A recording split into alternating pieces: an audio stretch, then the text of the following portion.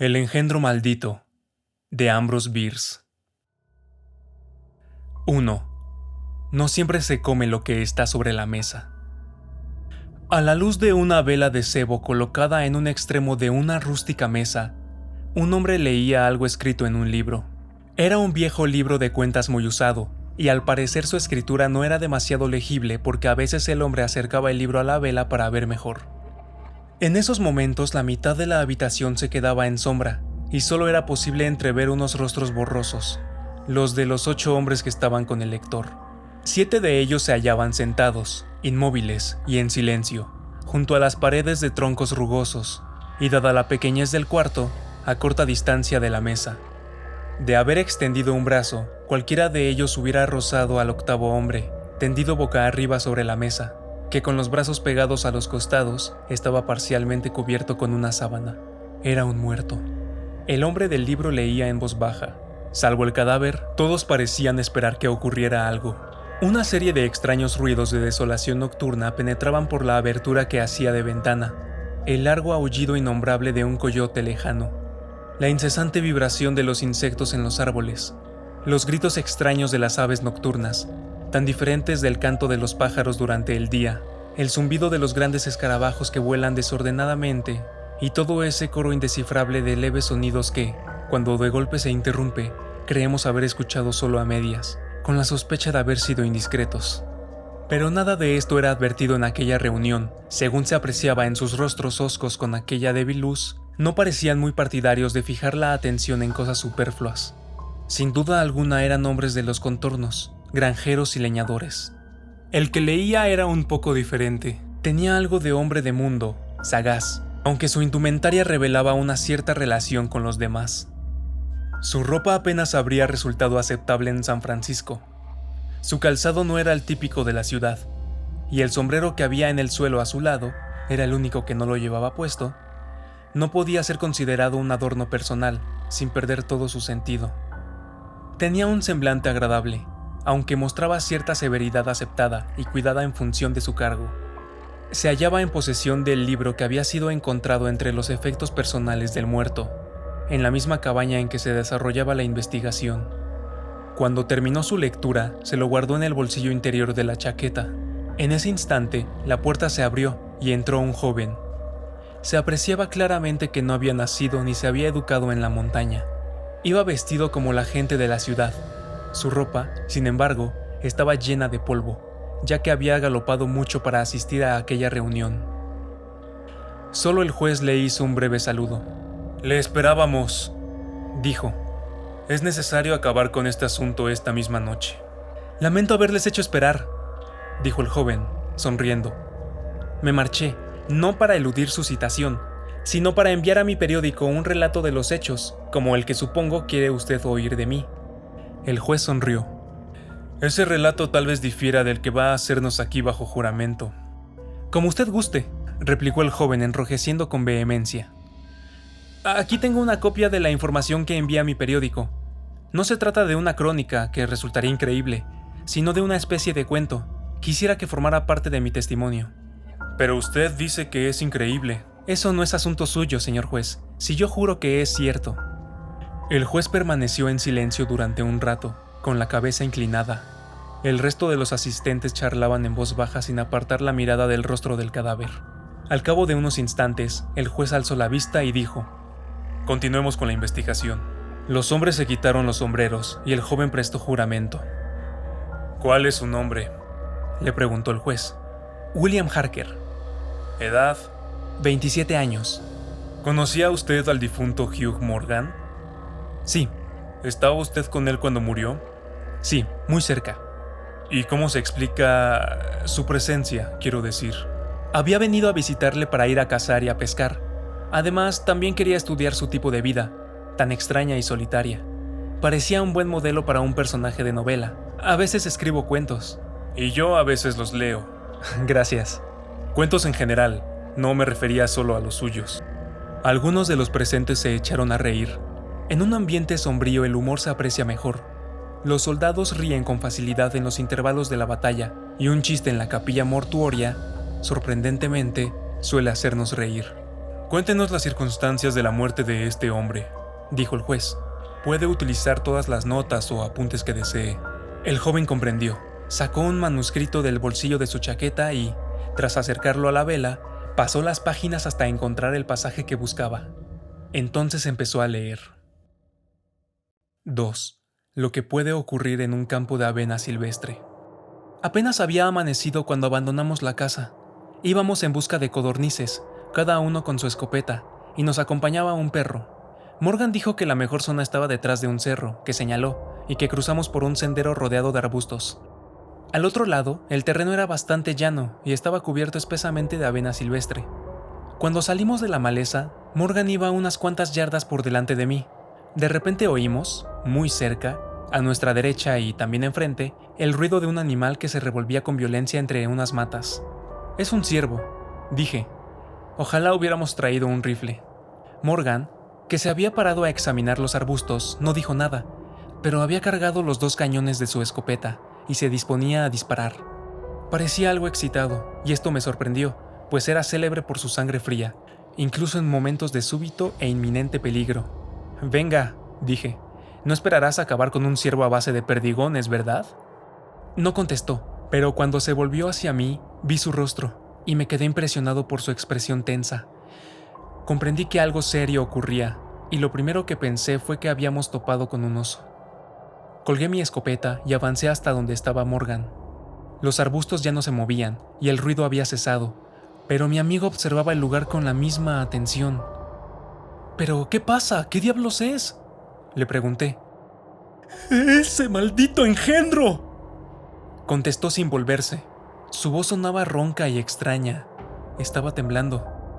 Iba a decir algo cuando vi que la avena que había en torno al lugar se movía de un modo inexplicable.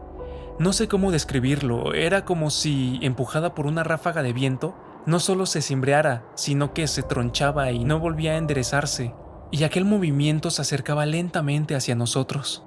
Aunque no recuerdo haber pasado miedo, nada antes me había afectado de un modo tan extraño como aquel fenómeno insólito e inenarrable. Recuerdo, y lo saco a colación porque me vino entonces a la memoria, que una vez, al mirar distraídamente por una ventana, confundí a un cercano arbolito con otro de un grupo de árboles mucho más grandes, que estaban más lejos.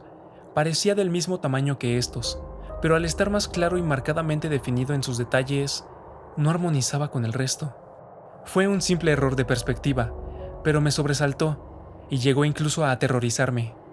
Confiamos tanto en el buen funcionamiento de las leyes naturales que su suspensión aparente nos parece una amenaza para nuestra seguridad, un aviso de alguna calamidad inconcebible.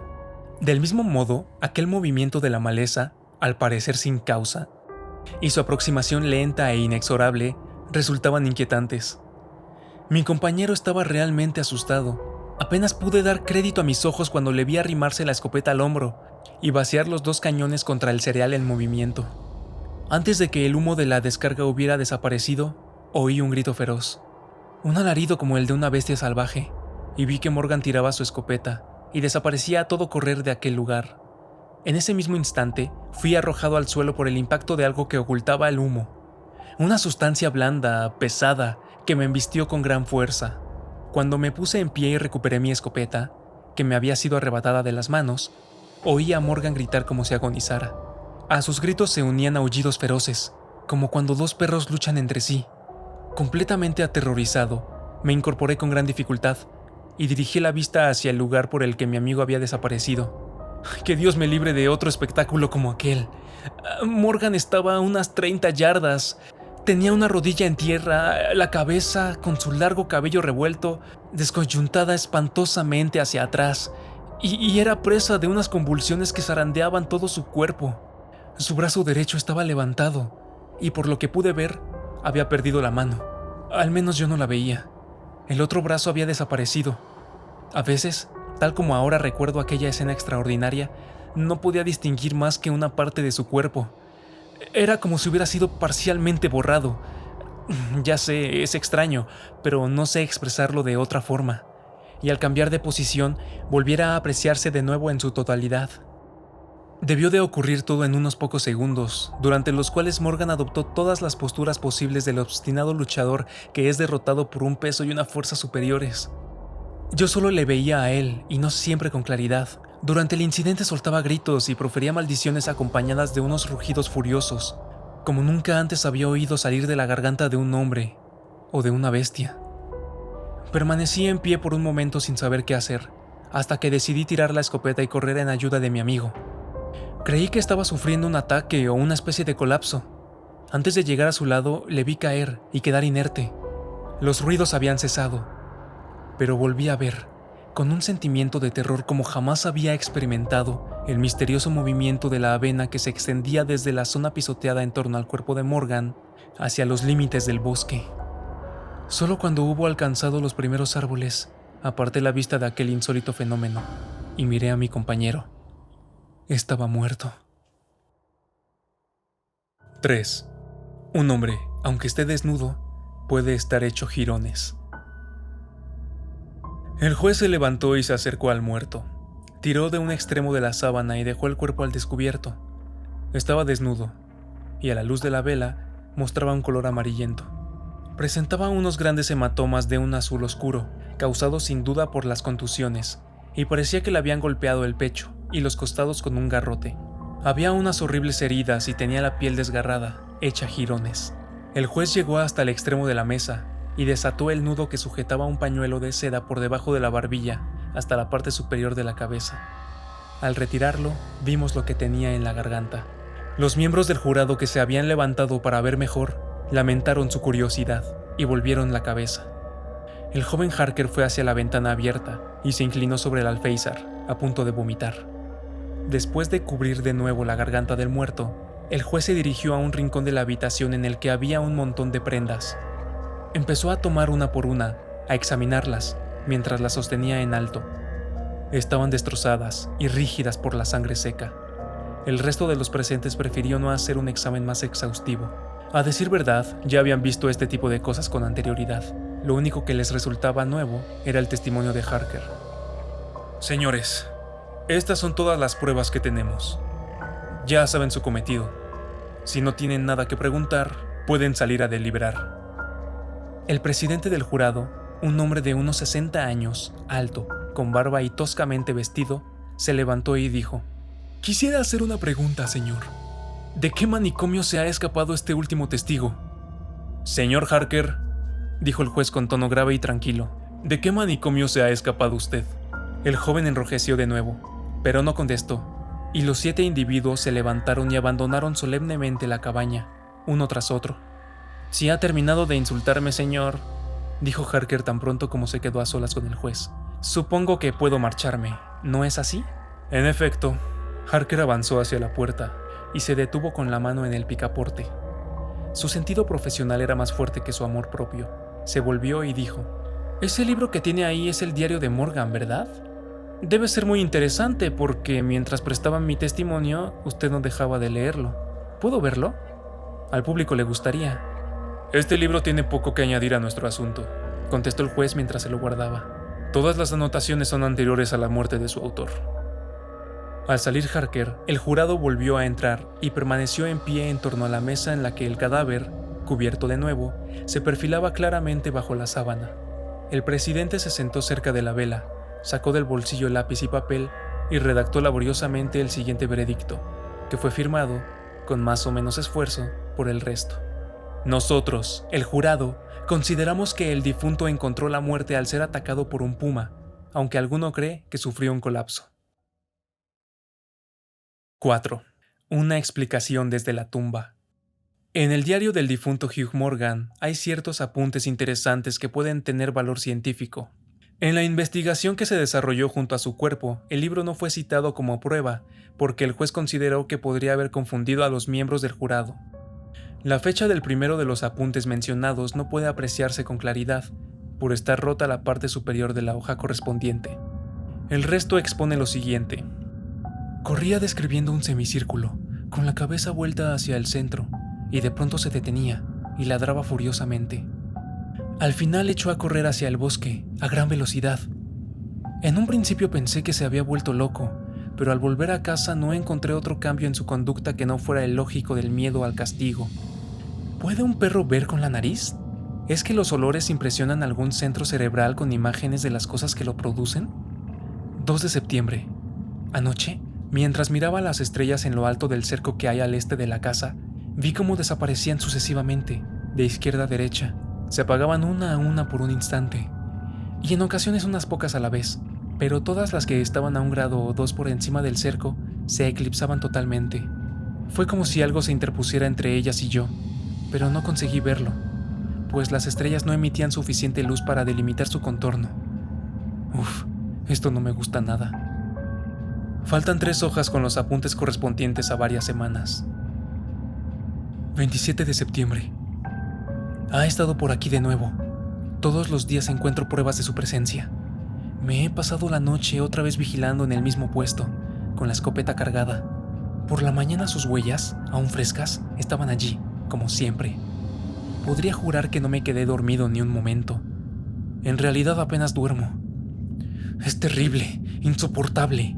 Si todas estas asombrosas experiencias son reales, me voy a volver loco. Y si son pura imaginación, es que ya lo estoy. 3 de octubre. No me iré, no me echará de aquí. Esta es mi casa, mi tierra. Dios aborrece a los cobardes. 5 de octubre. No puedo soportarlo más. He invitado a Harker a pasar unas semanas. Él tiene la cabeza en su sitio. Por su actitud podré juzgar si me cree loco. 7 de octubre. Ya encontré la solución al misterio. Anoche la descubrí de repente, como por revelación. Qué simple, qué horriblemente simple. Hay sonidos que no podemos oír. A ambos extremos de la escala hay notas que nos hacen vibrar ese instrumento imperfecto que es el oído humano. Son muy agudas o muy graves. He visto cómo una bandada de mirlos ocupan la copa de un árbol, de varios árboles, y cantan todos a la vez. De repente y al mismo tiempo, todos se lanzan al aire y emprenden el vuelo. ¿Cómo pueden hacerlo si no se ven unos a otros? Es imposible que vean el movimiento de un jefe. Deben tener una señal de aviso o una orden, de un tono superior al estrépito de sus trinos, que es inaudible para mí. He observado también el mismo vuelo simultáneo cuando todos estaban en silencio. No solo entre mirlos, sino también entre otras aves, como las perdices, cuando están muy distanciadas entre los matorrales, incluso en pendientes opuestas de una colina. Los marineros saben que un grupo de ballenas que se calienta al sol o juguetea sobre la superficie del océano, separadas por millas de distancia, se zambullen al mismo tiempo y desaparecen en un momento.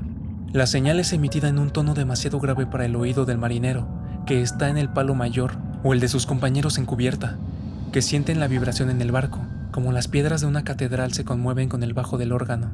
Y lo que pasa con los sonidos, ocurre también con los colores. A cada extremo del espectro luminoso, el químico detecta la presencia de los llamados rayos actínicos. Representan colores integrales en la composición de la luz, que somos incapaces de reconocer. El ojo humano también es un instrumento imperfecto, y su alcance llega solo a unas pocas octavas de la verdadera escala cromática. No estoy loco. Lo que ocurre es que hay colores que no podemos ver. Y Dios me ampare, porque el engendro maldito es uno de esos colores.